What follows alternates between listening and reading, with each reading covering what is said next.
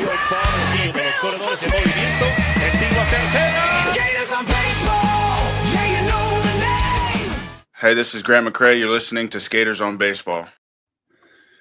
Grant McCrae bringing us in. Hey, welcome back, everybody, to Skaters on Baseball. I'm Christian. I'm here with my partner, Schmitty. And we are live for the fourth night in a row. Is that right? I'm losing track, man. Four nights in a row. Hell yeah. Doing it live. Thursday night. Giants had a nice win today. Got, White Sox. After 11 runs yesterday and put up a good one today. So things are looking good, man. But tonight we got to talk about the number 5 rotation spot and what's going on, because it's 4 dudes, 1 cup. One spot. You got to touch that magic spot if you're the one of the 4 lucky ones. I think who do we got in there? We got Keaton Wynn, Roop, Birdsong, and Harrison. Is that correct? Yeah. Whisenhunt, and who got sent down today? Trevor McDonald and Whisenhunt got sent back today.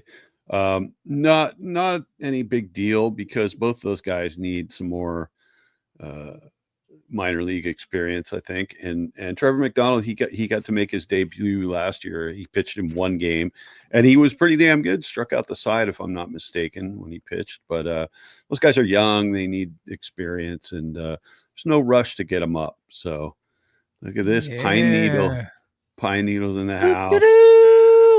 So, Pine Needle, my Cambiar bro. Yeah. Doing the morning and afternoon. This guy does it all day, man. I love these guys bring the hilarity to the chats in the Cambiars. I was lost in there this morning. I went in and I'm like, what did I miss? I woke up late. Well, I didn't really wake up late. I just was slow getting my coffee in me, and then I was like, oh, I gotta go on the Cambiar live stream, see Marcus with his new style facial hair and his rocking his North Face jacket. It must be cold in there, man. Look at this guy's a maniac. 2 TVs going. What's up with the Dubs? They came back from 24 points. I think they're gonna win this and have a great road trip.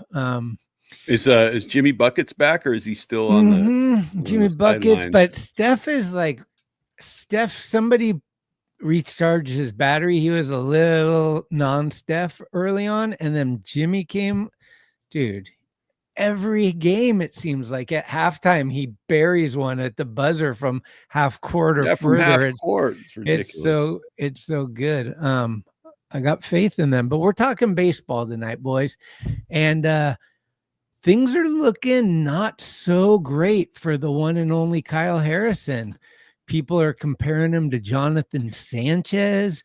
People are saying his fastball has diminished.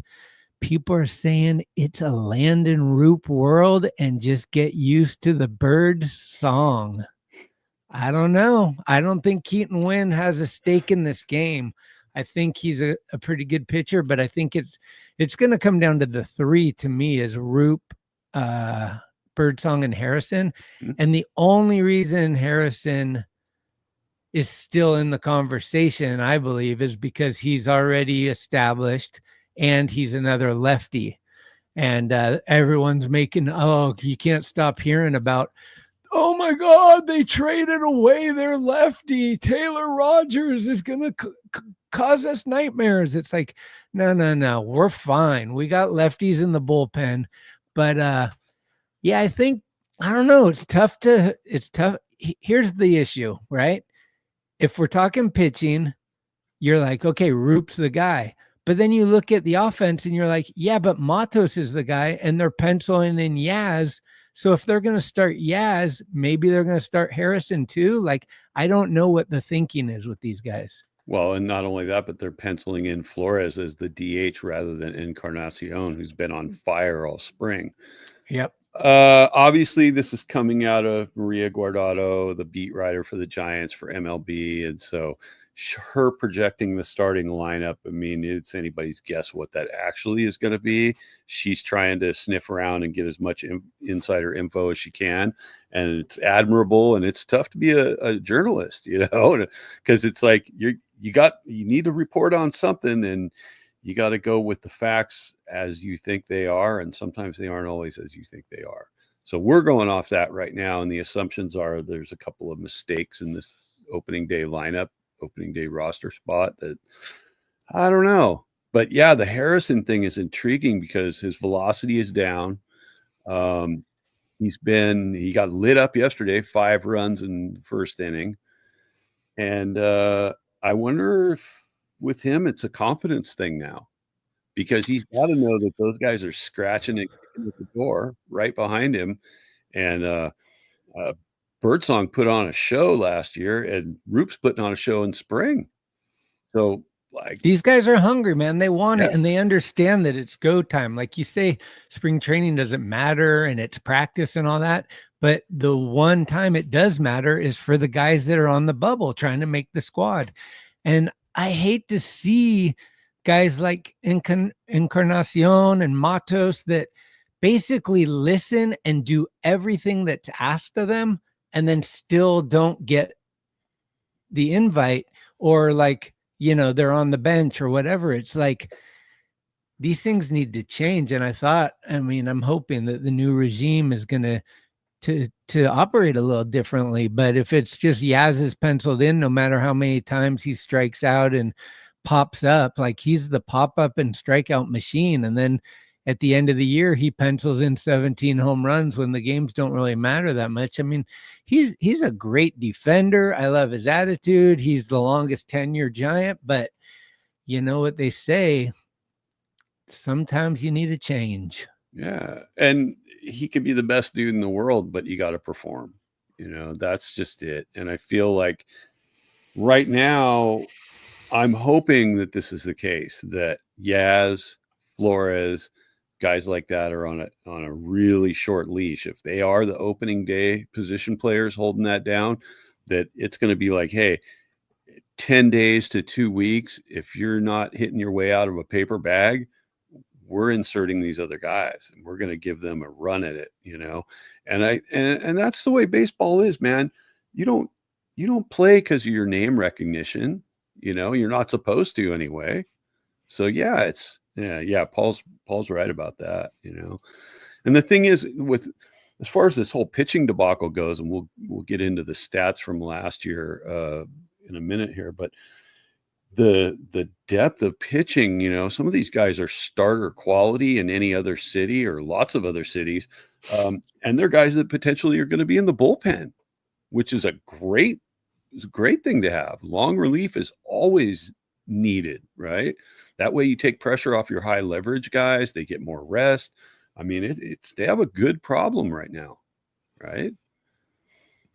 Yeah, I think that's the thing. I've been listening to a lot of people's opinions and I agree with them wholeheartedly, but we're just going to have to see. Somebody was talking today about like Buster has the eye of a champion, so he can see Verlander, he can see these guys and know like where they are, and he trusts that Verlander's a champion. And you know, I think it was somebody on KMBR predicted that Verlander's going to have an amazing year and win like 17 games, which I think is overshooting a lot. But it's just it is interesting to see what's going to happen with Buster at the helm, right? Because I don't think he has a lot of tolerance for, you know, errors, not non-fundamental baseball. It's just it's not going to be accepted. Yeah, I think it's gotten to the point in San Francisco now where it's going to be sort of like perform or beat it, you know. This is exactly what I was thinking before we got on the show. You can't throw away games. You can't start off this season. And here's my philosophy on it, right? Who's hot right now? Why wouldn't you play the hot hand? If the guys aren't hot, you start the season and they're not hot and they don't perform, it's kind of shame on you. You just saw these guys. You just saw Chapman hit 2 home runs in one day. It's spring training, I understand, but it's still the fundamentals of hitting the ball and feeling it and being hot, as opposed to a guy who can't find it or it's just popping up or striking out or just he's not there yet. Why would you start that kind of guy and risk losing a game or two that you might have won otherwise. Right. And there's that thing where in spring training, you're looking to see who's the same as they were last year and who's different. Okay. And the thing is, Yaz being the same in spring this year as he was during the regular season last year is not a good thing. Lamont Wade being the same in spring training this year as he was during the early part of the season before he got hurt last year is a good thing, because Wade, his on base percentage, his control of the strike zone, phenomenal, man. I mean, he's pretty much got to be the everyday first baseman. And the point is, like, Flores, a backup, maybe, a guy to cover that, or maybe it's Encarnacion that takes that spot. But like, yeah, I just can't see sitting the hot guys, the guys that are doing well. And this will be interesting too. I think there's a lot of pressure on Bob Melvin this year, because I think he had the out that like maybe Farhan was controlling him a little bit. But this year we get what we get with him, and there's no excuses. So if he throws another goose egg and just doesn't seem like he's making the right calls and the team suffers, it could be time for a new manager, Yeah. So could be. I have faith that things are going to be different, and I think that he's a great manager, and if he can get these guys to do the work for him and he's pushing the right buttons, I think the Giants are going to have a good year, and I think he's going to look like a much better manager than he looked last year. So I hope so. I mean, me, I'm the optimist. I'm on board until proven different. Like, I don't want to be off board until proven different. Like, sure. Oh yeah, I loved him when I was talking shit the whole time. I'm down, but it's almost go time, and we're going to see what's real instead of, hypothetical negativity or whatever it is. It's like, here we go. I mean, what are we, 20 days, I think, from opening day, right? 18th, I think, for Tokyo. Is that right? Yeah. So it's right around the corner. We got Fan Fest on Saturday. They're going to bring in the old guys, Sergio Romo and Noah Lowry. I haven't seen this guy in forever. Wow. Yeah. Jeff Leonard, the Hack Man. JT Snow, he's local, so that's no big surprise. But yeah, it'll be nice. I hop, skip, and a jump, and I'm in there. So I want to just go smell the grass, sit down, and kind of absorb, and just be like, it's right here. It's right here. So that's very exciting for me. Yeah, and it never hurts to rub shoulders with Giants legends. It's an awesome thing, right? So might see Bill Lasky or Marty Lurie walking there you around. Go. They were, Copes will be there. Yeah. Marty was running a live stream right before we came on. I don't know if it's still going tonight. Yeah, they were on. It's weird. I never really know when they're. For some reason, I don't always get the subscription like notification for them. I don't know if they just decide to do it like right now or something. But yeah. So let's go Cubs. I can't stand either one of those teams, but yeah, I'll take the Cubs over the Dodgers any day of the week. Pine Needle, you might be new to this, so you might not have seen it, but here you go. Well, obviously, we have a podcast, so y'all need to tell your wife, tell your kids, and tell your children to subscribe to Skaters on Baseball. We're at 11. We need 9 more, and I'll start giving away baseball cards. I'll give away the hat off my head. I don't care. We want 20 plus tonight. So tell your friends, tell your mom, tell your children, tell your barking dogs to come on in to the chat and hit subscribe. We'd love to see you. Sour Vanilla's in the house. Paul's in the house. Good to see you guys. Speaking of giveaways, before we get too deep into the content for tonight, I brought this up last night. And tried to get people to identify who this is. I have since figured out who this is, but if anybody in the chat can figure out who this is, I think a sticker pack or maybe a few little goodies are in order. So you guys take a look at that and see if you can figure out who that is. I'm not going to give any hints other than the first name starts with an O, because obviously you can see that. This was not easy to figure out. So good luck. Vida for life. So, let me just Do do do do do do do do do do. Look, these guys are chiming in right away. They got Jung Hoo going Lee. at it. You All right. know. So, So- let's talk about this pitching thing. You want to bring this up and we can go through it and see what everybody thinks? Is it Omar Vizquel? It is not Omar Vizquel. And it's And it's definitely not Omar Justin Vizquel either. Vizquel, no, it's not Verlander, and it's not Not Rigetti. Verlander. Contract year for It's not Yasmin. it's not a giant. That's true. Rick Brown's on it on that one.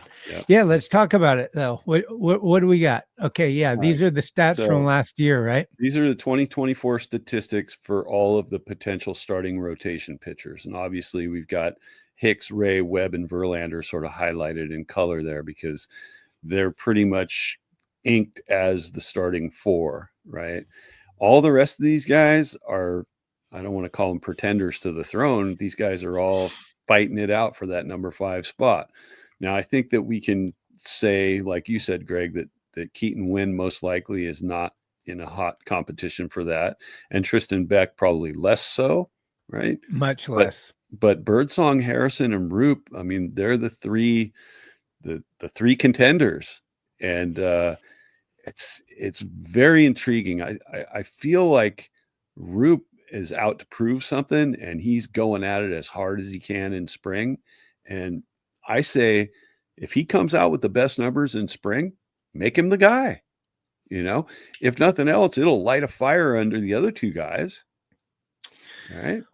Well, if you listen to the not so optimist fan, there's a lot of people that don't think Verlander is going to pitch many games this year. There's a lot of people that think that Jordan Hicks will burn out at around All-Star break. And even people are doubting Robbie Ray. I'm telling you, Robbie Ray is going to be a contender for Cy Young this year. I'm predicting Robbie Ray is fuego this year. Yeah. And I think Verlander's going to prove a lot of people wrong. This guy's too much of a professional to just, he doesn't want to go out like Mike Tyson. He's not going to do that. He's going to like go out on top, and he's a Hall of Famer. He doesn't have any reason to do it except for he loves it and he knows himself well enough. I got to have faith in that. And also Buster to like see him and bring him in. So I think the 5th position is going to be pretty important. I think that like if they go with Roop and we're talking just about being healthy, obviously, I think Roop is going to be in there more than whoever else is the next guy.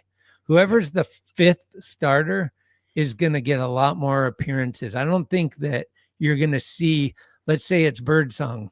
Let's say Birdsong's the 5th guy. I don't think that Roop is going to see much action unless he's in the bullpen.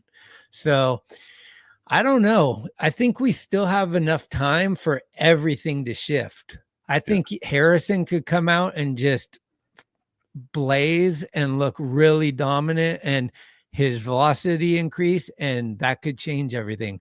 I could see Birdsong and Roop though kind of to the end, right? Like they're kind of neck and neck, aren't they? None of them. Yeah. What's interesting is if you look at the strikeout totals for Birdsong, Harrison, and Roop, vastly different number of innings pitched, but the average number of strikeouts per inning pitched is pretty close, right? So like all these guys are strikeouts are similar. Now Roop's 26 walks. He's a little high for what he pitched, but I mean the strikeout totals are close, and the ERAs are kind of hard to go by, right? So I don't know. It's tough, and It Harrison, is tough. there's something scary about Harrison because we know he had the injury last year, but we don't know how much of an effect the injury had after he recovered from it, right? Because he still was loose with the fastball, and then when he tried to, get it over the plate, he got rocked. So it was kind of sketchy. Hi, Banana. Banana. I think Banana's new. I haven't seen Banana. I'm going bananas. No, I think you're right. But here's the one thing that I'm looking at that people might not be talking about, and that would be innings pitched. And look at Kyle Harrison, 124 innings pitched last year. Hayden Birdsong, almost half, 72. Right. Robbie Ray, he's on the conversation. Landon Roop, 50. That's almost one third-ish of what Harrison. All I'm trying to say is and Keaton Wynn, same. Like, are these guys going to run out of gas if they give, like, these guys might not be up to par. And that's, I think, why, unless Harrison implodes, he has the advantage going into the conversation. But now these guys are putting the heat on him and he's looking a little wonky. So it's going to change, but I'm nervous to see a guy go from 50 innings to 150. That's a big jump. Well, we got a little less than 3 weeks in spring training to see if he can sustain what he's been doing the first 2 weeks, right? And I mean, who knows? He may show that he's the real deal. I think no matter what, whether he's in the starting rotation or not, he is the real deal as a pitcher, and he should stick. I mean, I everything I've seen, his curveball is just nasty, filthy, And Birdsong, the way he pitches, it's very crafty. He throws, I think, 5 different pitches, and they all look good, And Harrison, I mean, he's got the power arm, but he hasn't really been ticking up around 97 where he normally maxes out. And that's a little scary, right? And then you're talking about the number of innings. Well, he pitched quite a few innings last year. So is it fatigue? Did he not get, is he not conditioned properly? Who knows? No and no. Well, Birdsong throws the hardest, I think. I mean, he's hitting like 99, right? Like it's 100. Even on Harrison's best day, he's like 95. So right. It's a little different though. I mean, the plane of Birdsong's fastball is a little flatter. I think Harrison has more late action on his fastball. So it's just whatever. I think what it boils down to me is performance, right? Like, yeah, service time, yeah, seniority, yeah, this and that. But if the guy who doesn't have the amount of service time, the number of innings under his belt at major league level, is out pitching the next best guy or the next best guy above the next best guy, you got to give him a shot. It's like what we're talking about with Matos and Encarnacion and all these guys. It's like, man, if they're smoking it, yeah. I mean, keep them in, keep them going. If you want to see a negative Giants fan that's a forever optimist, just keep Yaz out there when he's playing shitty. I'm going to lose my mind if they don't give Matos a chance. If, if it's clear that he deserves it and they just keep pushing this envelope. I hate giving away wins. I hate seeing guys that are obviously struggling continue to struggle. And I'm a Matos fan. I think that, we talked about it last year. They were like, dude, off season, go lift weights, get bigger. He comes back. He is bigger. He's hitting the ball harder, further. He's player of the week for the National League. Less than a week later, they send him to sack. It's just like, I mean, Ramos was the same way. And if they didn't have injuries, Ramos might not have gotten a chance last year. Right. They got to give these young guys a chance. The motto is we want our young guys, right? And we want pitching and defense. Well, Yaz is the oldest, so that's not sticking to that game plan. And nothing like it needs to just get the hell out of here. Just it needs to be gone. So, I've been giving this some thought, and we know that Yaz, Wade, Flores, a couple of other guys are dropping off the payroll next year. Their contracts end, most likely not going to get re-signed. I would say, why wait until next year to play some of these other guys, right? These guys are ready. Get them in there. Get their feet wet, because 2026, I mean, this is going to be a serious team in 26. Yeah, the only thing that counters that is that it's a contract year. So you're thinking this is going to be the best season they put together because they got to sell themselves to be sold next year. So usually contract years is when people come out of their socks and do like incredible things that no one's seen them do. And maybe that's the thought process on this, except for these guys are pretty much consistently hurt every year. Well, Like yeah, for and that, sure Wilmer's going to be hurt this year. For sure Yaz is, and probably for sure Wade is. Those guys get hurt every year. yeah, yeah, and you're assuming that they're actually capable of putting up insane numbers in a walk year, because what I've seen out of Yaz, his first year and a half with the Giants, pretty strong. Ever since, so many strikeouts, so many pop-ups, you know, and in crucial situations where it's like, hey, Mike, all we needed was a sac fly there. It wasn't rocket science. You didn't need to hit a 3-run homer. Like, you're swinging for the fence when all you need to be doing is making contact and getting the ball out of the infield. Come on now. So, you know, you talk about guys having a walk year. I think Wade's going to have a good year because Wade's a great player, and his on-base percentage, his batting average, he hits, he walks, he gets on. Yes, it's all or nothing. It's a home run, a double, or strikeout or pop-up. Right? I think Wilmer's going to have a good year if he stays healthy. I think Wilmer's always been a pretty clutch player, and he gets overlooked a lot. He's not flashy and he doesn't say a lot, but he's pretty good in the clutch. The year he was the Willie Mack winner, he was consistently hitting with runners in scoring position in clutch moments. And that's what we really need on this team. Obviously, last year we didn't have it. Yeah, Yaz, I want to see Matos out there ASAP. And, you know, what I'd love to see is McRae just go up a little bit in hitting and a little down in strikeouts, because when that guy is doing things, he's exciting. He gets on base. He steals second and third. He's on first base. A ball hit to right field, he scores. It's like that type of speed is like, please, dude, learn how to hit and start bunting your way on and doing all the things that a good leadoff hitter would do. And like, man, the ceiling is high for him. Yeah, definitely. I see a lot of guesses coming through in the. It is not Ozzie Smith, boys. It is not any of those. The closest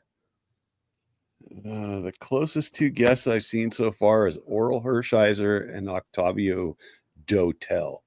Those are the two closest guesses, and they're still light years away. So keep thinking, guys. Keep looking it up. Keep thinking, but as we look up at the little eyeball, it says 1-7. We're almost at just 20. Just three more. Yeah, we're almost there. So, I mean, yeah, we basically in this whole pitching thing, I mean, we know who it's going to boil down to: the three guys, 4 guys for one spot, and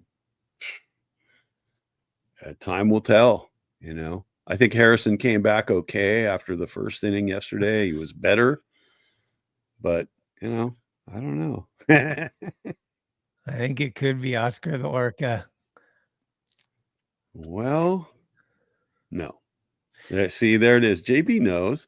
JB's got a lot of knowledge. I like his little addition earlier too about Birdsong throwing in the minors a lot of innings that you don't have up here, and that's a good point. Yeah. So yeah, Matos. I mean, look, I saw him at his peak live, and it was mind blowing how good he was. I mean, he looked like all-star, superstar, fantastic, and I want to see more of it. And I think that if he's given the everyday opportunity to be out there, work through the little slumps that you go through, he's going to be great. And he's only 23 years old, man. It's like, fuck. If I'm not mistaken, he has 0 strikeouts so far. If that's true, correct. It's the complete thing we need. It's like this team strikes out too much. Here's a guy who doesn't strike out a lot. I mean, the answers are just like hitting you in the face, and you're like, nope. I don't know. We'll see, though. I don't want to say this is how it's going to be until it is how it is. Like, you know what I mean? Like, we still have 2.5 weeks out. So like, maybe Matos does start. Maybe like Yaz just continues to plunder and Matos continues to just be awesome. and they finally say, you know what? We're doing it. Would it change your mind if I told you Matos has a strikeout in spring training? One? Yeah, one. No. How many at bats? He has, let's see, I believe 26 at bats. And how many at bats did Eldridge have with 9 strikeouts? Well, let's take a look. Not nearly as many. Exactly. Grant McCray has 9 in 20 at bats. So that's almost a 500 Almost clip. 50%. Yeah. I mean, McCray, we know that's his weakness. That Yes. last year he had 43. So By percentage, Yaz has more strikeouts than McCray because he's got 8 strikeouts in 16 at bats. yeah. So Eldridge had 8 strikeouts in 11 at bats. wow. Sam Huff, 8 strikeouts in 13 at bats. Casey Schmidt has 7, but that's in 24 at bats. I like what Casey's doing. I hope Casey, somebody was mentioning that earlier, that Wisely is going to beat him out because he's left-handed. And that's old regime thinking. I want new regime thinking. I want the better player. And Casey Schmidt, to me, is the better player. He can play all the infield positions better than Wisely. He's got a cannon of an arm, which we all know. And he's hitting the ball now. He's looking solid. And he's a great dude. Like he's kind of got that little extra flavor, a little charisma, and he just looks happy out there. I'm rooting for him. I hope he's on the squad. Yep. I don't know. To me, it makes way more sense having a guy play every day that needs to play every day, and having the guy that's on the bench be a guy that doesn't need to play every day. In other words, Wilmer can ride the bench and come off the bench and still hit. Matos, if he's on the bench for too long, it's going to be hard for him to come off the bench and just occasionally and then just hit. So I think you got to think about those things as well. Yeah, definitely. Oliver Drake? Close. It's Oliver North. It's Oliver North. Jimmy Roop, the Dilly's in the house. Oh, we went down to 13. We need Dilly, bring 7 people with you. We need 20, and I'll give you a baseball card on the house.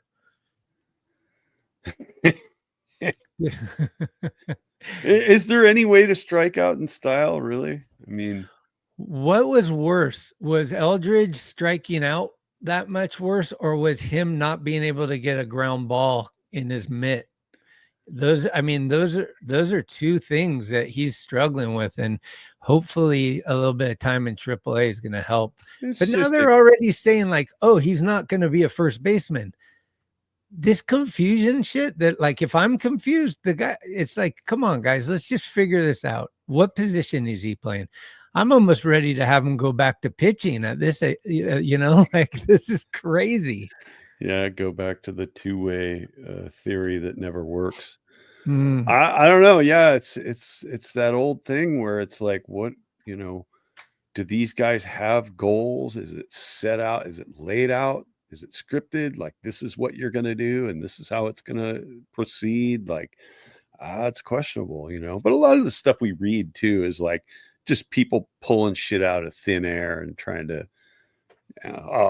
it's like the guys that say the most bombastic things because they're hoping on the off chance that some miracle happens and they're proven right. Then they can rub it in everybody's faces because nobody thought the way they thought. Yeah, I've seen that a lot. I gotta wonder if Eldridge's stock has gone down, his confidence shot. Like, he came in as this huge entity. Everyone's like, fuck that, start him, we need hitting, blah blah blah. Nobody's seen this guy do anything above single A. He's played 17 games above single A, and then he comes up and hits a home run like his first game, and everyone's like, see la, and everyone's going crazy. And then it was just crickets, and it's like, ooh. Yeah, he had one bloop hit after that home run, and that was it. That was all she wrote. He's 19 going on 20. What do you expect? But yeah, I don't care how old he is. I want to see him hit. If he can hit, he can hit. If he can't, he can't. Of course. But all these fucking these people, like, they just jump on these bandwagons of trendy ideas, and they don't really see or know what they're doing. Yeah. And let's be honest. how many guys in recent history, let's say the last 30, 40 years, how many guys went from single A in one year to the majors the following year and stuck and made it and were huge? Okay, Bryce Harper, right? Andrew I believe Jones. Soto is in that camp. Andrew Jones. Soto, I don't think Soto even played minors, did he? Well, he played in some equivalent, let's say, you know. I thought he where went right came from high school. But whatever it was, like, you know, that is rare. That's like the unicorn. This Right? is the issue right here. There's no patience in today's world. Yeah. But yeah, I mean, the reason he did that obviously was Farhan was trying to save his job. He's like, look at this guy I got. And they rushed him up and, you know, he needs more time. He's young and he needs more time. And people need to just accept that and not put pressure on the organization or just, there's a lot of energy out there. And if you put in the wrong energy, it gets crazy. So I don't know who this is. Omar Soto. No. You know, if Eldridge isn't ready in September, I don't even want to see him up in September. You know, there's no reason. Yeah, there's certain people out there who will remain unnamed that were just banging the Eldridge drum hardcore, like before spring training even started. Well, we didn't get Alonso, and we didn't get this, and we didn't get. Well, we got to bring Eldridge up. What do you know? Wade sucks. Flores sucks. Like, come on, man. Is this it? It is not. Close, though, I think. Yeah. Dilly, I got to ask you, because you're an avid watcher and knowledgeable man.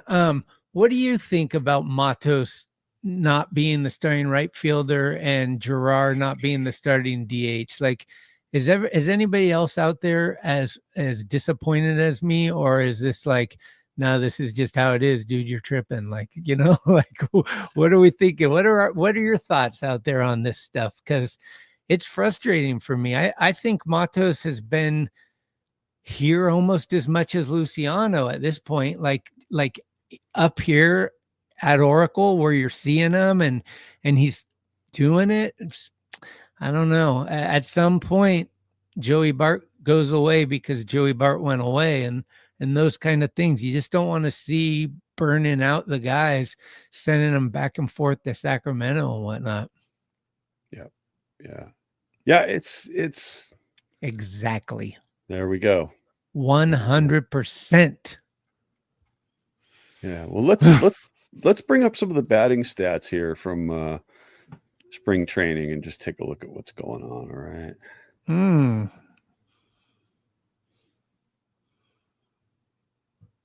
For the spring? This is for spring training. Okay. So we can take that away. Here we go. This is sorted by on base. What do you guys want to see this sorted by? Batting average? What do we want to see?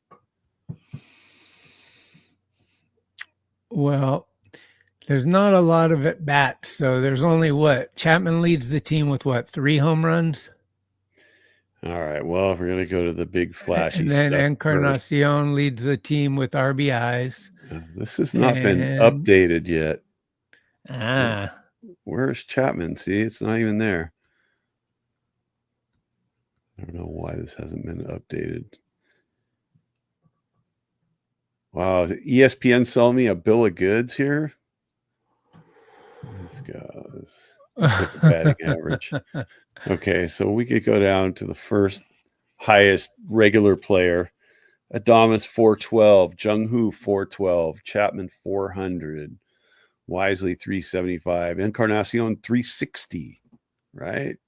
And then we jump all the way down to, these are guys who haven't even gotten that many at bats, but like Matos hitting over 300, Jake Lamb, a couple of at bats over 300, Christian Kost just under 300, Meckler under 300, Wilmer's down there. I mean, it just starts to drop off a lot, right?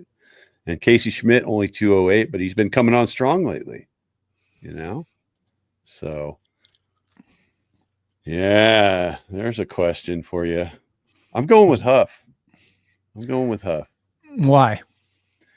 I'm going with Huff because I think the potential to put up some offense is, better than Stassi. Right. Yeah, I think Stassi gets in if Verlander pulls that card. Otherwise, it looks like Huff. But Huff strikes out a lot too, right? He does. But he's a big dude. I like having big guys on the team just in case there's a scuffle. You got the backup catcher with no gear on flying out, and then all of a sudden, Michael Morse is done. Yeah, totally. Yeah, but I mean, 6'4", 230. I like that. Yeah. Huff, higher floor on offense. And then there's Sajurski or whatever, Sanuski. What I can never say the guy's name, but that guy's penciled in for AAA. Yeah, I thought it was Sugarte, but it's not. It's something else entirely. Yeah, I can't even find it. Where is he? Udrasamar Desbanya. Yeah. Vida for life. I don't think so, but there's your boy Basabi. Hotter than Basabi has not been playing. Omar Yashi. So just look at the top of this for a second. Look who's leading in hits and RBIs. Hasn't been updated though. This is like last week's stats. Okay. It's still, Yeah. No, Chapman, I mean, look, Chapman's leading in home runs. He's got 3. Scott Bandura, he hasn't batted, so he leads. What the hell is that? Maybe I should take this down. When's David VR going to be cut? When's Meckler going to be cut? I had my thing. Is it still there? Schmitty predicts. Here we go. Schmitty predicts next cuts. VR, Meckler, Lamb, and Basabi. I haven't heard anything about Lamb. Lamb. I think he got a hit the other day, but he's just cannon fodder for spring training, right? I mean, Jake Lamb in his prime was a giant killer with Arizona, right? He always seemed to be getting some clutch hits against that was the like Giants 5 or 6 years ago at least. Yeah, so maybe it's Sugasti. There it goes. Sugnasti.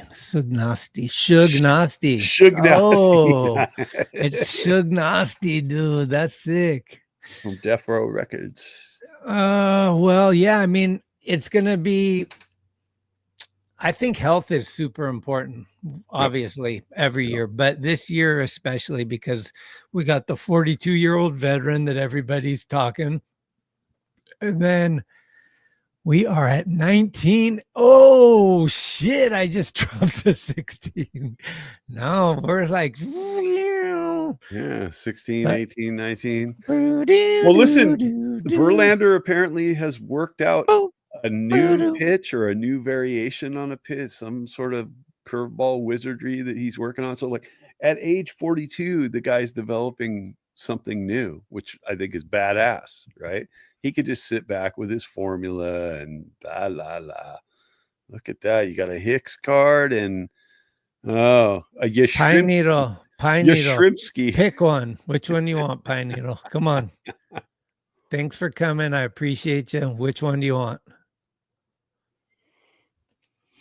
Let me know. Email me and tell me your address, and I'll mail whichever one you like tomorrow. And maybe we'll hit 20 anyway, but I just appreciate all you guys showing up. Yeah. Everybody's still guessing at this. Yastrzemski. We're gonna have to get to this nickname episodes. I think there's gonna have to be a clue, which is he played last year, maybe only. Was last year the only year he played? Yes. Okay. I was going to give a simpler clue than that. I was just going to say he's never played in the Giants organization. He's never played in 28 teams. He's never played on 28 teams. Yeah, exactly. The Giants should hire a couple of sumo wrestlers, might bring more Japanese players to San Francisco. I thought we were going to corner the Korean market and get Ha-Sung Kim, but they didn't get Ha-Sung Kim. They didn't get Hae-Sung Kim. So Orlando Arcia. Yeah, Ooh, no, very no. close. See Okay, here's now, another clue. The first name starts with an O. yeah, I already gave that clue. And here's a non-clue clue. If you were screenshotting that thinking you were clever, going to do a reverse Google image search on that, it doesn't bring up any results. Oh, you Good already luck. tried it? Yes. Wow. I Yeah, love this. I worked hard to figure out who it was, man. I did. Finaglers. I got one small hint from the person that sent it to me. The person that sent it to me is the guy's uncle. Oh, and that really? doesn't- It's the player's uncle that sent it to you? Yeah. Wow, that's kind of cool. He's like, I Yeah. don't want this shit. And he is apparently a badass. He's not just some, oh yeah, guy just barely squeaked in. No, he's the real deal. Somebody will figure out eventually. So I read a rumor today that seemed like it was from a credible source, but I can't remember the source at the moment. But apparently there's been some chatter about Luis Roberts still being a San Francisco Giant. And I'm curious to see what people think about that. Do we think that he's better than Matos? I mean, if you could trade Yaz and one of the arms for him, is that an upgrade for us at this stage? I mean, he's kind of been injured a bunch and he hasn't had a great year in the last year or two, but I think he has a lot of potential, obviously. Wondering what your thoughts are on that, because I saw a little bit of scuffle and they're like, it could even happen before opening day, but it might happen at least before trade deadline. So yeah, eat Yaz's $9 million and send them to Boston for the chowder. It's the Yastrzemski chowder out there in Boston, huh? He needs to go New England style white. He needs to go to Boston before he's too old to go to Boston, because he's getting up there, man. Like, Yaz he needs to get to Boston. They love him there. Please come to Boston. Dude, he hits a home run against them and he got a standing O in Boston. Come on now. See, here's the problem with I would trade Harrison. It's like, well, I would trade Bivens, it's like I would trade Meckler, but like, does anybody else want these guys? I think, Harrison's stock is dropping right now. People are all seeing the same thing we're seeing. If Harrison can bring over, so what, you would trade Harrison for Luis Robert, right? Straight 1-for-1. I could see the White Sox doing that. I think originally the Giants were trying to get him. And like every other team, the White Sox said, we want Eldridge. After what we've seen with Eldridge, would you trade Eldridge for Luis Robert right now? I wonder if Eldridge is still the ask now for other teams. What do you think? I mean, I don't know, but I wonder what people that were like, Eldridge is untouchable. Is he still untouchable? If we could get somebody right now for Eldridge, do you do it? Or do you just say, no way, this guy's too young and his future's too much with us? I could see it if it was somebody a lot better than Luis Robert. Like an Eldridge for Luis Robert trade doesn't seem like a great deal, I've been outspoken about it. If Vladimir Guerrero had 6 years, I would trade Eldridge yesterday for Vladimir Guerrero. Yep. But not on a contract year where you're only going to get him for 1 year. But yeah, somebody like that I would do in a heartbeat. There it is. Yep. The problem is you're not going to get an extension from Vladdy. Do we think that the Giants, are we going to live the same song and dance again next year where it's going to be the Giants are going to go after Tucker and or Vladdy and we're going to fall short and everybody's going to think that the Giants ownership is cheapskates, and it's like the same book every year. It's like the fans' response is the same, the Giants' attack is the same, and it's like all that stuff has to shift, and we got to change gears and like come out the funk, right? It's going to depend on two things.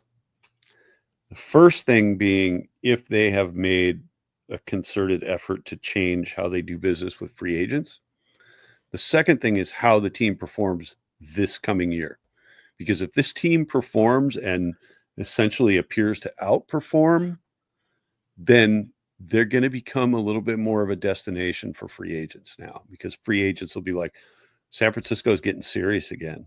The Giants are getting serious again. They want to go for it again, like in the 2010s. And I think the combination of those two things are what are going to make the difference. You know, obviously the former being the more important deal, because if they haven't really changed how they're going to do it, then they're going to do it the same way. And we're going to be sitting here in the offseason going, why didn't they? Why? You know? Well, I do believe that if the Giants offer either one of those guys the most amount of money, that they would get them.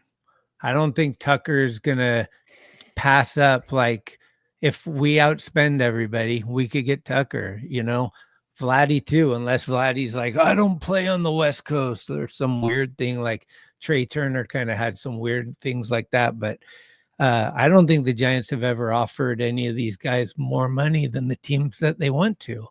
And I think that's a problem. And if this year they reduced the salary by $30 million, they wanted to stay under the luxury tax, they got rid of a few things, and then next year they got like 3 or 4 guys coming off. They have the power to do it. Do we got a winner? We got a winner. Bing, bing, bing, bing, bing, bing, bing, bing, bing. Well, we possibly have a winner. What do you mean possibly? I need a single name here. Oh, it's this one? I see 3 people in there. I need to know which one, Daniel. Tell me which one of those 3. Osvaldo, Beto, Oliver, Dunn, Orion, Kirkgreen. It's Osvaldo. Oh no, it could be Orion. Oh, those are who knows? I love Morkatna's emoji. That's hilarious. So I want to get back to this point for a second. Did we get a winner? Well, we got a winner, but it's part of a 3-name guess. Oh shit.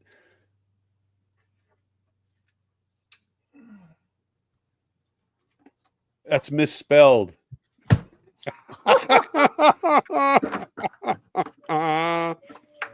I think I got to give it to Daniel because he got it right the first time around. It is Orion Kirkering. He's a pitcher for the Philadelphia Phillies, and if you go look at some video of him, he's a badass, super badass. He is a nephew of a friend of mine. He's from Orange County, from Huntington Beach, went to Venice High School, and now he's in Philly. Look at that, huh? Damn. Well, pulled out these. Some stickers. We got these stickers too. Woo, woo.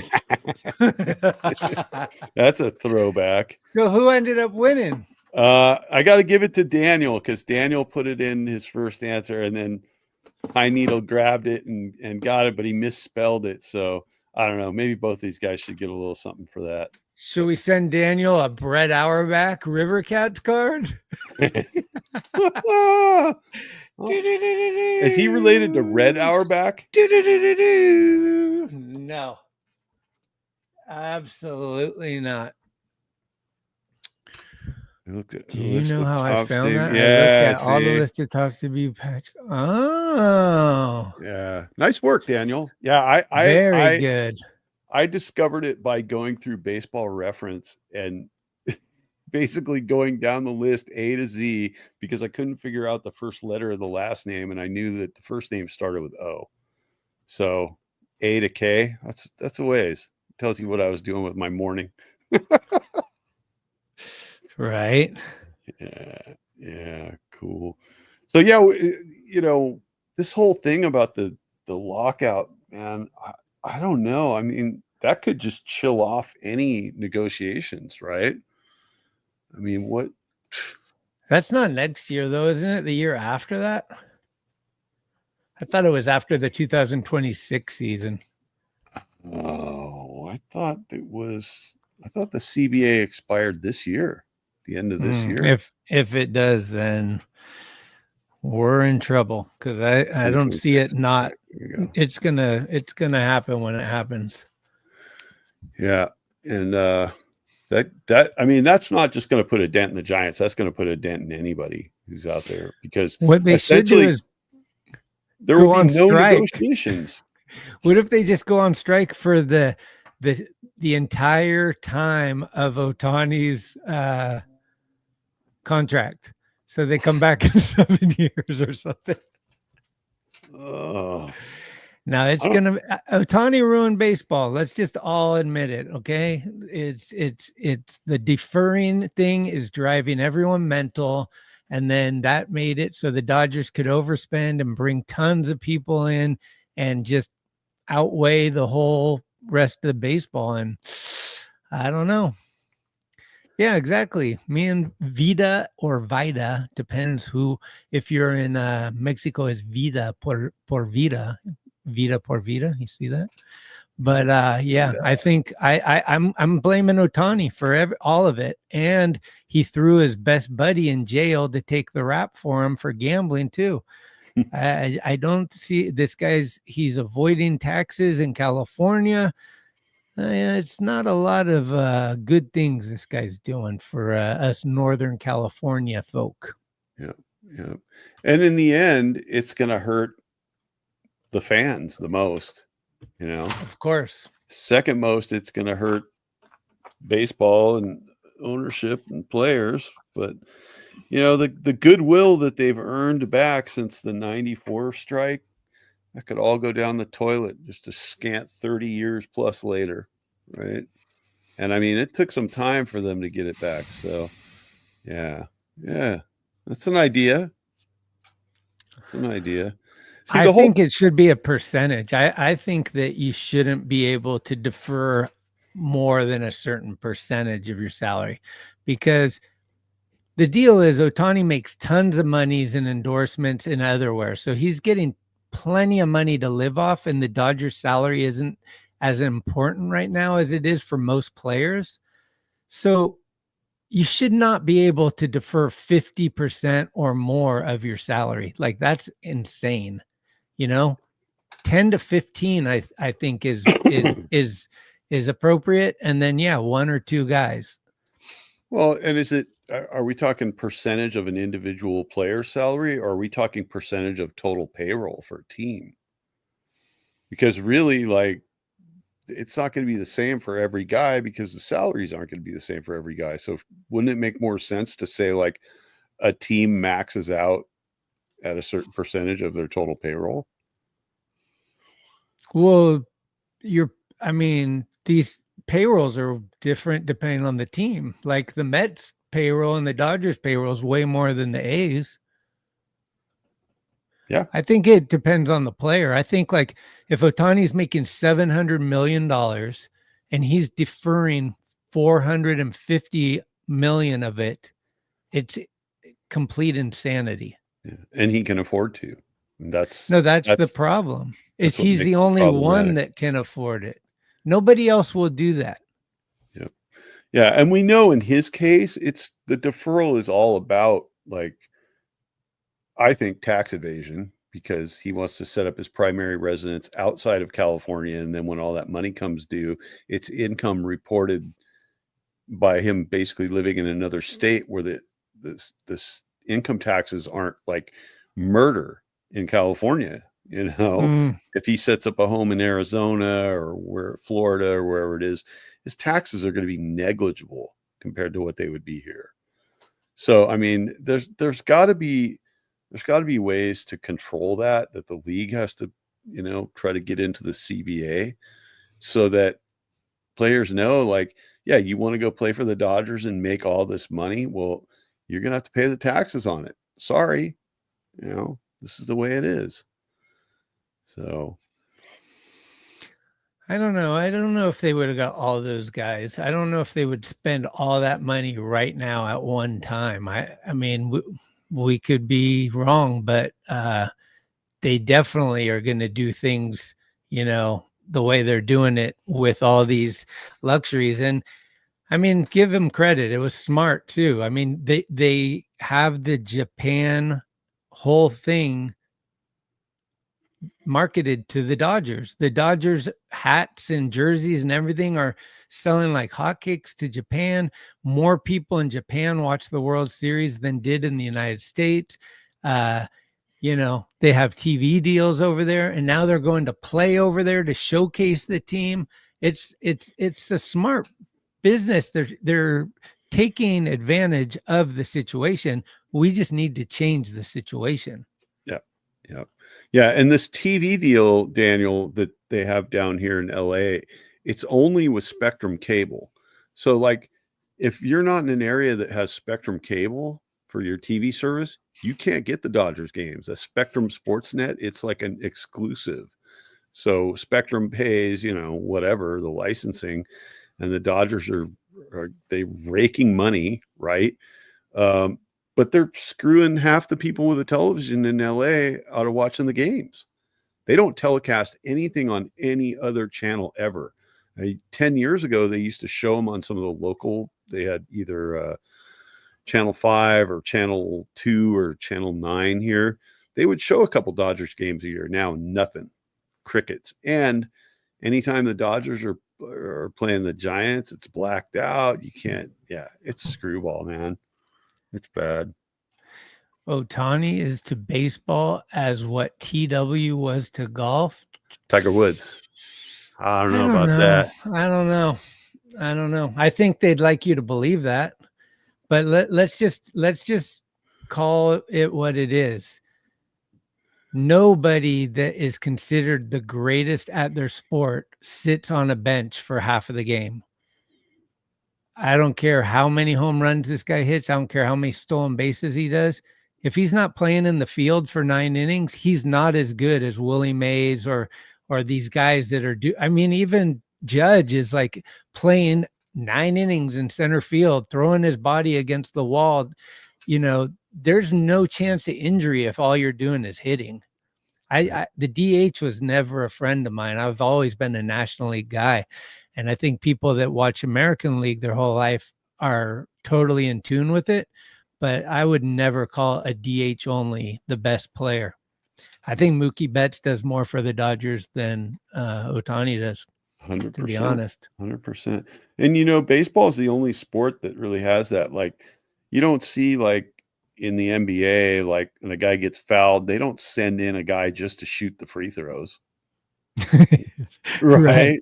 In soccer, they don't like send in a special guy just to take a penalty shot. I mean, this is all bullshit, man. I mean, yeah, football, they have a field goal kicker, but I mean, that's his job, right? And that guy could get mugged. So yeah. Tiger was his own entity. Tiger was Tiger. It was there was no, you know, there was no excuses. It was all on him. He did it all. And there was no team and all that. I agree with that as well. I drove past the place where he flipped that car. Plus, Tiger's local, man. He went to Stanford, yo. That's Come on. That's right. Where did he flip it? Down by your house, Malibu? Down in Palos Verdes, Rancho Palos Verdes. Yeah. Huh. How did you know? Because we were going to a family function down there in PV. And I had stopped on the way to pick up ice cream to bring in, I think it was like 4th of July or something. And it wasn't long after it happened. And I knew which road it happened on. So I drove that road and saw where he wrecked it. There was still a giant dent in the cliff where he flipped the car and crashed into the sidewall of this cliff, man. It was gnarly. What about this? Hey there, it's Ohtani. Hi, it's Tiger. Yeah, fuck. Pitchers hitting means strategy. I believe it, man. And I've said it before, and I'm still on the fence. I'm not 100% sold on this idea. But if we're going to shake up everything, why not just shake up the divisions and have A's, Giants, Angels, Dodgers in the same division? Have White Sox and Cubs in the same division. There's no more American National League difference of rules. And if you had Miami and Tampa, all these teams, less travel, more rivalry, it might be a way to go to make everything more exciting. Everybody's trying to like reinvent the wheel for this game, and I don't really like it. But if we're gonna do things like have ghost runners and time clocks and robo umps and all this stuff, maybe it's time to rethink. I mean, Giants and the Reds were in the same division for years, you know. It'd be interesting to realign the things, and then it changes up all the dynamics. If you had the Yankees and the Mets in the same league, that'd be insane, right? Totally. Oh man. Yeah, I loved the not having the DH, you know. I thought that was the best thing ever because pitchers couldn't go out and headhunt and not expect not to get thrown at, right? Right. I mean, that's like a big deal. So I don't know. I'm not with it. I don't think a DH should ever be an MVP. You know, it's just shouldn't be that way. Well, let me ask you this question. I don't know if it's too easy or not too easy. If you could have anyone's autograph that's going to be at FanFest this Saturday, JT Snow, Romo, Jeff Leonard, Noah Lowry, Dave Dravecki. Think those are the five.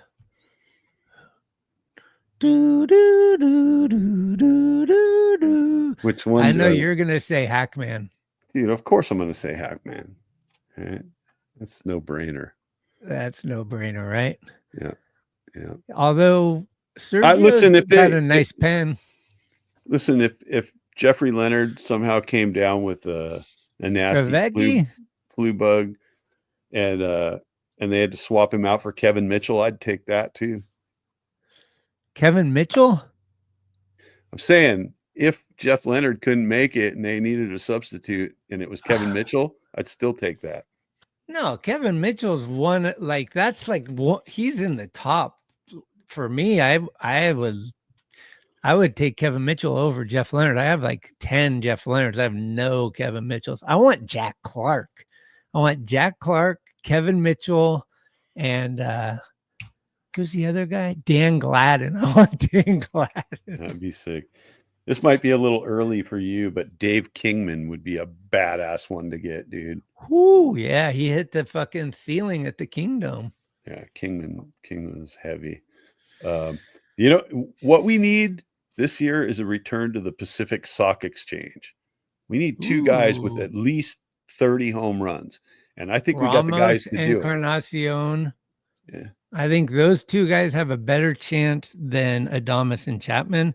But I think all four could do it. Could hit 30. Yeah. And then we'd have the Pacific Stock Exchange version 2.0. Daniel, I'm going to make that happen. That's a great idea. Saturday, Hackman 00. All right. Class of 00. It's a great call. Sick. Okay. Hey, Daniel, by the way, Pine Needle said you're the guy. So if you want one of these cards, just email me with your address and I'll send it out in the mail tomorrow. A little bit of stoke. We got some stickers, baseball card. I'll see what else I can throw in there. I got all kinds of stuff laying around that I'm happy to send your way. Appreciate all you guys coming and being a part of this. It's super fun for us to talk baseball with people that actually know about it and have cool things to add, and the humor is what I love. I love your takes where I'm just laughing and can't even respond for a second. So it's been really fun. And we want to continue to grow to just make it a more attractive spot for us all to get together and maybe even like occasionally meet at the ballpark and watch a game together or something. Yep. We're definitely doing Cincy when they're in town, right? And, I mean, I'm at every game almost. I hit 56 this year for sure. and speaking of Cincy, guess who the Giants are playing tomorrow? Cincy? Cincy. You're gonna have to get. Are they gonna have Curtis- Taylor Rogers come in? It's always possible. It looks like it's Tay Raj coming to get smoked. Nick Martinez going up against Keaton Wynn tomorrow. Keaton Wynn. We'll get to Okay. see Well, little is Keaton Wynn. this Keaton Wynn's second appearance? I feel like It he's is. like a little behind. Was he It sick is. too? Yeah, I think he was one of those guys that was a little bit ill at the beginning of spring training, but he's got a 0 ERA and 1 strikeout so far in spring training, so it's not so No bad. way. Okay.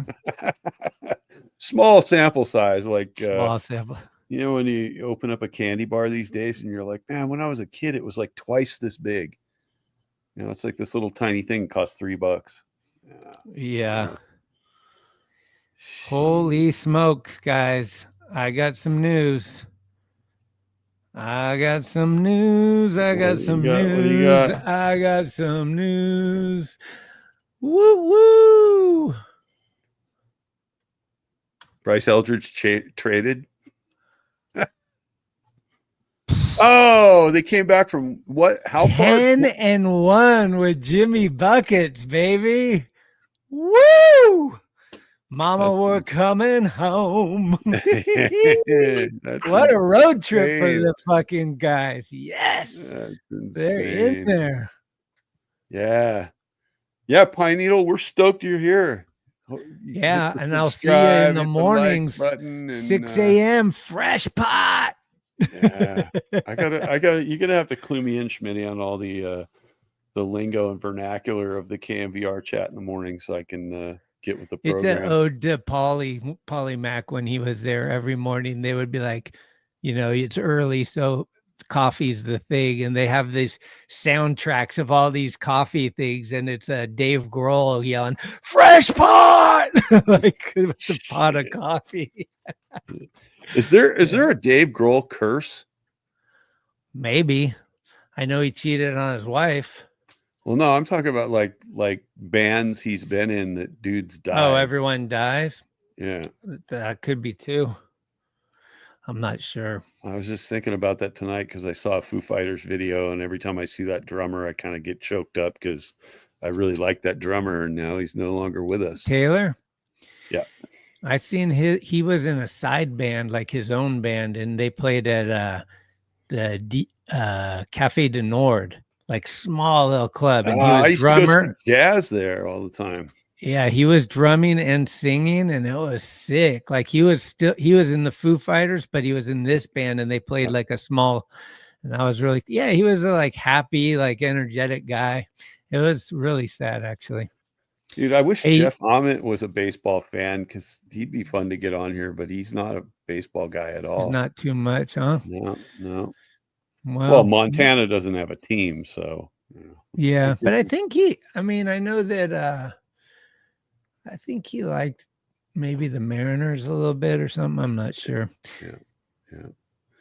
Well, sweet guys, we are 4 days in a row. This is the most we've ever gone without taking a break. And tomorrow night, we're going to fear the beard.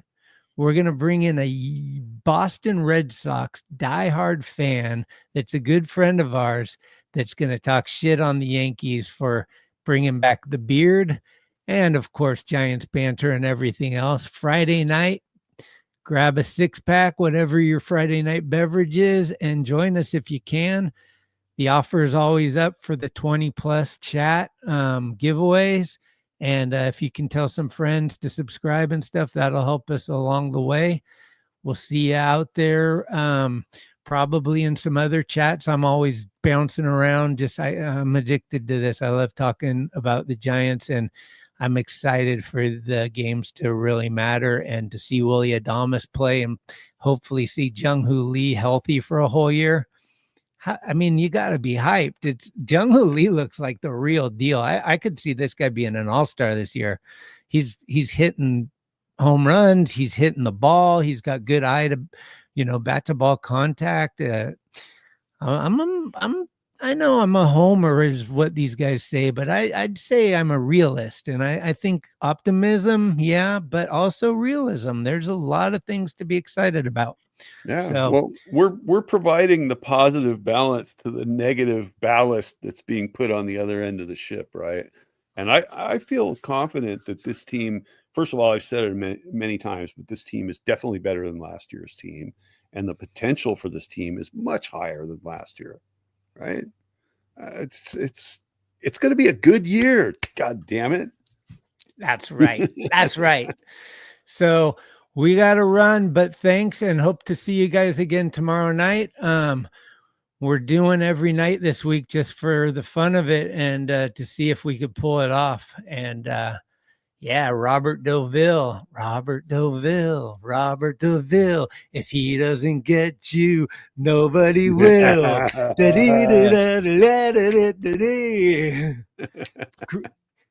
you related to Cruella DeVille by any chance? Anyway, 3 to 4 all-star players this season. I am down. Yep. Vita for life. For life. All right, guys, take care and be safe out there. Peace in the middle. Thanks for listening to this episode of Skaters on Baseball. If you liked what you heard, please spread the word, give us a good review, or hell, blow us up on your social media if you're down. Follow us at Skates on Base on Instagram for baseball news and other fun stuff.